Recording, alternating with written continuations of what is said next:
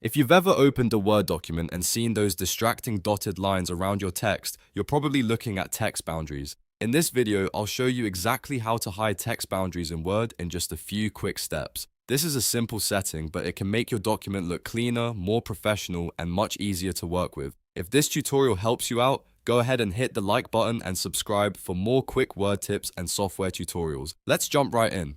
First, open Microsoft Word on your computer and load any document or even start a blank one if you just want to change the setting ahead of time. Once Word is open, look up to the top left corner and click on File. This opens the main menu where you can access Word settings and preferences. From there, scroll down and click Options. This will open the Word Options window, which is where many of the advanced display and editing settings live. Next, in the Word Options menu, click Advanced on the left-hand side. This section contains a long list of settings, so take your time and scroll down until you find the area labeled Show Document Content. This is the section that controls how certain elements appear inside your documents. Once you find it, look for the checkbox that says Show Text Boundaries. If that box is currently checked, that means the text boundaries are visible in your document. To hide them, simply click the checkbox to remove the checkmark.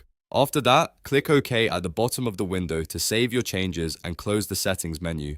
As soon as you return to your document, the dotted text boundary lines should disappear. If you don't see the change right away, click around in the document or reopen the file to refresh the view. And that's really all there is to it. You've now hidden text boundaries in Word and cleaned up the look of your document.